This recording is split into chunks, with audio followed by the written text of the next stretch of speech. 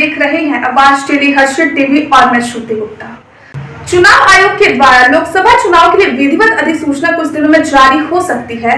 हजारीबाग में चुनावी हलचल का तापमान बढ़ रहा है। ऐसे में हजारीबाग के वर्तमान सांसद जयंत सिन्हा के कार्यकाल के कामों को एवं कौन सा ऐसा काम अपने कार्यकाल में सांसद अपने संसदीय क्षेत्र के लिए नहीं कर पाए, आइए देखते हैं आवाज टीवी, हर्षित टीवी के हजारीबाग ब्यूरो प्रदीप पाठक से सांसद की गई कुछ खास मुलाकात एवं बातचीत में कौन सा ऐसा काम है जो छूट गया?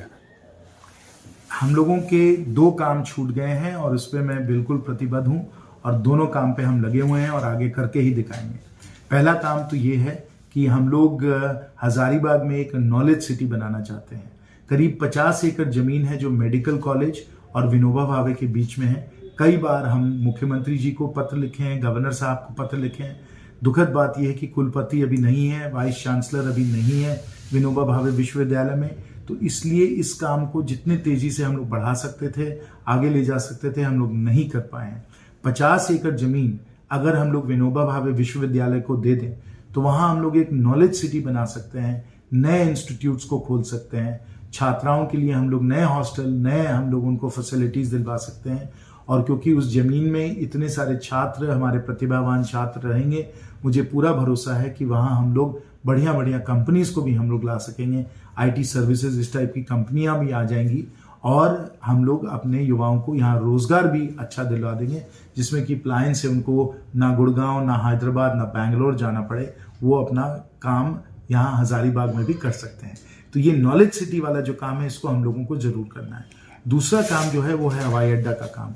आप सबको मालूम है कि हवाई अड्डे में हम लोगों ने 270 करोड़ आवंटित करवा दिया था केंद्र सरकार से।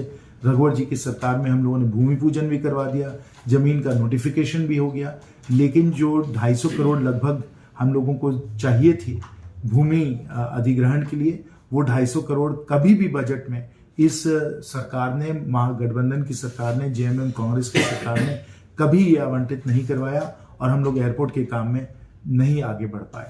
ये अत्यंत दुखद बात है, ना सिर्फ हजारीबाग के लिए लेकिन पूरे झारखंड के लिए। जमशेदपुर का एयरपोर्ट नहीं बनाया, दुमका का एयरपोर्ट नहीं बनाया, हजारीबाग का एयरपोर्ट नहीं बनाया, और जो विकास की गति हम लोग इन एयरपोर्टों के द्वारा करवा सकते थे वो हम लोगों को नहीं मिल पाई है, क्योंकि इस सरकार ने इस पर कोई ध्यान नहीं दिया है, इस काम को आगे वो लोग नहीं ले पाए। तो ये 2 बहुत जरूरी काम है जो हम लोगों को हजारीबाग क्षेत्र के लिए जल्द से जल्द करवाने चाहिए। मेडिकल कॉलेज और अस्पताल का काम हजारीबाग में चालू करा दिया है। 750 करोड़ का मेडिकल कॉलेज बना है और अब 750 करोड़ का हॉस्पिटल भी बन रहा है, जो 500 बेड का विश्व स्तरीय अस्पताल है। लगभग 1 साल में ये 500 बेड का अस्पताल भी खत्म हो जाएगा, बन जाएगा, और इसका लोकार्पण हम लोग कर लेंगे। ये 25 एकड़ के कैंपस पे, जो जेल के बिल्कुल बगल में है, एकदम अद्भुत 25 एकड़ कैंपस में ये मेडिकल कॉलेज बन रहा है। साथ साथ हम लोग पीवीओएनएल का 20,000 करोड़ के निवेश का 4,000 मेगावाट का थर्मल पावर प्लांट पतरातू में बनवा रहे हैं, जिसमें 6,000 लोगों को रोजगार मिला है। ये भी एक बहुत बड़ी देन हमारे क्षेत्र की है, क्योंकि अब हम लोग सिर्फ कोयला नहीं लेकिन क्षेत्र से हम लोग बिजली भी भेज रहे हैं। गौरियाकर्मा में कृषि अनुसंधान केंद्र के द्वारा अब जो भारत में एक ही संस्था थी, पूसा एग्रीकल्चरल रिसर्च इंस्टीट्यूट, अब इतनी ही बड़ी एक संस्था झारखंड में भी आ गई है और पूर्वी भारत का कृषि अनुसंधान के लिए केंद्र यहाँ गौरियाकर्मा में खुला है। और ये भी सैकड़ों करोड़ों का काम है, जिसके द्वारा आगे के समय हम लोग बहुत सारे रिसर्चर्स, साइंटिस्ट और कृषि दिग्गज लोगों का उत्पन्न यहाँ से करवाएंगे, जिससे हम लोगों के पूरे क्षेत्र को, पूरे पूर्वी भारत को फायदा मिलने वाला है। ये भी हम लोगों ने कृषि अनुसंधान केंद्र के द्वारा किया है। फिर और जो मेरे लिए सबसे भावुक करने वाली, सबसे मेरे दिल से करीब जो योजना है वो है अक्षय पात्रा। अक्षय पात्रा जो है, इसमें हम लोगों ने एक विशाल रसोई घर बनवाया है। ये विशाल रसोई घर करीब 30 करोड़ का बन रहा है हजारीबाग में और 28 करोड़ का बन रहा है रामगढ़ में। इन दोनों रसोई घर के द्वारा 1.5 लाख बच्चों को रोजाना पौष्टिक भोजन मिलने वाला है। और ये जो पौष्टिक भोजन है, इसमें करीब 6 रुपए हम लोगों को केंद्र सरकार के द्वारा मिलते हैं, लेकिन अक्षय पात्रा जो है ₹6 से क्या ₹8 इसमें जोड़कर लोगों के लिए बहुत ही पौष्टिक मिड डे मील बनाने वाला है। हजारीबाग वाले जो रसोई घर का लोकार्पण हो चुका है, रामगढ़ वाला जो है ये भी 1.5 साल में खत्म हो जाएगा। तो इस तरीके से ये 4, 5, 6 बहुत बड़ी योजनाएं आई हैं। लेकिन हम लोगों ने और भी बहुत सारे बड़े बड़े काम किए हैं। राष्ट्रीय मार्ग जो आए हैं, ये राष्ट्रीय मार्ग जो हैं ये करीब 5,000 करोड़ के राष्ट्रीय मार्ग हैं, जिसमें हजारीबाग से बरही का बाईपास, रांची से हजारीबाग और चोट्टूपालू घाटी पे जो फ्लाईओवर बने हैं, ये कमाल के काम हुए हैं।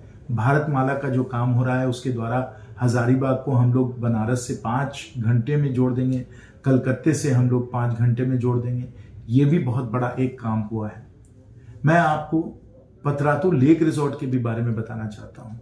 यहाँ कुल मिलाकर 80 करोड़ का काम हुआ है, लेकिन सबसे लोकप्रिय पर्यटन स्थल झारखंड में ये पतरातू अब लेक रिजॉर्ट बन गया है। और आप देखेंगे कि इतवार के दिन या कभी भी कोई उत्साह, त्योहार, छुट्टी का दिन होता है तो सैकड़ों, हजारों लोग पूरे क्षेत्र से और विशेष रूप से रांची से आते हैं और पतरातू लेक रिजॉर्ट से अपना आनंद लेते हैं, पिकनिक वगैरह करते हैं। सेंटर फॉर ट्राइबल स्टडीज, इसको हम लोगों ने विनोबा भावे विश्वविद्यालय में इसको हम लोगों ने बनाया है।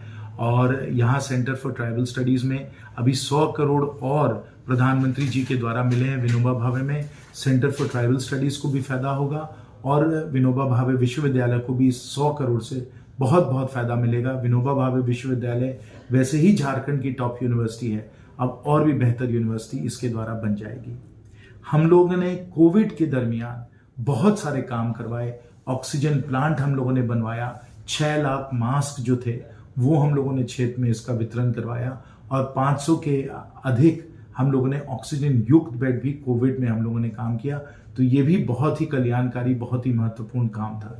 और अंतिम जो बड़ी परियोजना के बारे में मैं बताना चाहता हूं वो है गैस की पाइपलाइन और पानी की पाइपलाइन।